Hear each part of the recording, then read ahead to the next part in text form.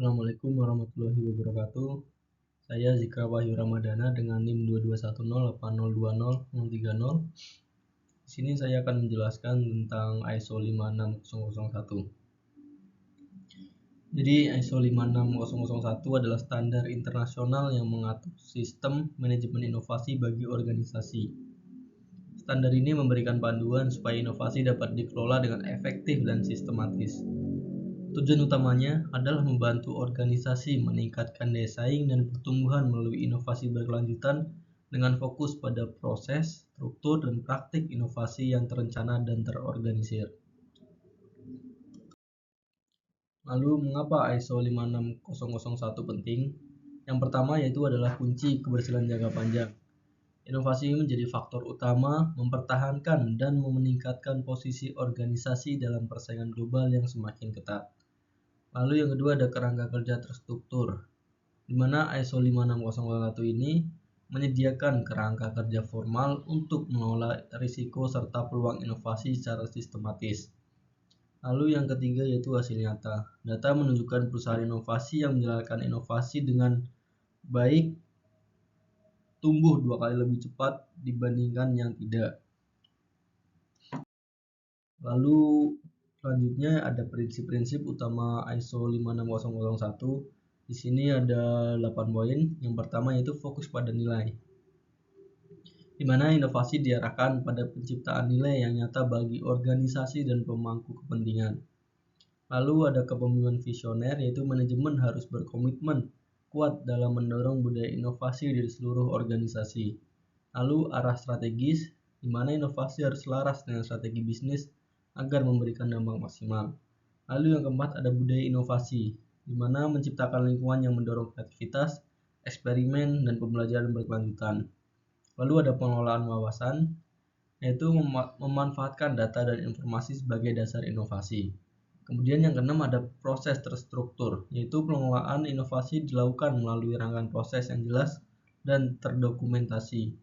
Kemudian ada kolaborasi, yaitu melibatkan pemangku kepentingan internal dan eksternal untuk ide dan pelaksanaan lebih baik. Lalu yang terakhir ada pencapaian nilai, yaitu untuk mengukur dan meningkatkan hasil inovasi secara berkelanjutan. Kemudian ada manfaat implementasi ISO 56001. Yang pertama yaitu meningkatkan kemampuan organisasi untuk berinovasi secara konsisten.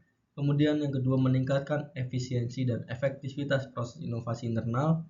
Lalu yang ketiga ada meminimalkan risiko melalui manajemen inovasi yang sistematis. Yang keempat adalah mendorong pertumbuhan bisnis dan daya saing organisasi. Yang kelima meningkatkan keterlibatan karyawan dan kolaborasi lintas fungsi.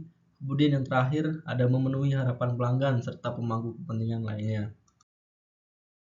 Di sini ada elemen-elemen kunci ISO 56001. Yang pertama yaitu konteks organisasi untuk memahami faktor internal dan eksternal yang mempengaruhi inovasi. Kemudian ada kepemimpinan, yaitu dukungan penuh dari manajemen puncak untuk pengembangan inovasi. Kemudian ada perencanaan, yaitu penetapan tujuan dan strategi inovasi yang jelas dan terukur. Kemudian yang keempat ada dukungan, penyediaan sumber daya seperti SDM, finansial, dan teknologi. Yang kelima ada operasi, di mana pelaksanaan proses inovasi dari ide hingga realisasi. Lalu ada evaluasi kinerja, dan yang terakhir ada peningkatan, yaitu untuk tindakan perbaikan berkelanjutan untuk menyempurnakan sistem inovasi. Nah, di sini ada langkah-langkah implementasi ISO 56001. Yang pertama yaitu membentuk tim implementasi, kemudian menganalisis kesenjangan yang ada, lalu mengembangkan sistem, dan yang keempat adalah mengimplementasikan sistem, kemudian mengaudit internal.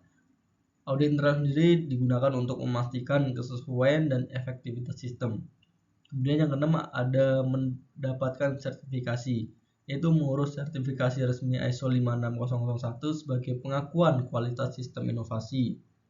Lalu yang ketujuh yaitu tingkatkan sistem, yaitu untuk mengelola perbaikan berkelanjutan untuk menjaga dan meningkatkan performa. Di sini ada contoh implementasi ISO 56001, di mana ada di perusahaan teknologi, kemudian ada perusahaan manufaktur dan organisasi layanan publik. Di perusahaan teknologi yaitu contohnya untuk mempercepat pengembangan produk dan layanan baru untuk merespon perkembangan pasar. Sedangkan di perusahaan manufaktur yaitu meningkatkan efisiensi produksi sekaligus mengurangi biaya melalui inovasi proses. Nah, kesimpulan dan langkah berikutnya, yang pertama yaitu investasi strategis, kemudian mulai dari sekarang, dan yang ketiga adalah memanfaatkan dukungan, dan yang terakhir adalah siap bertanya. Nah, mungkin sekian penyampaian materi tentang ISO 56001 dari saya. Terima kasih. Wassalamualaikum warahmatullahi wabarakatuh.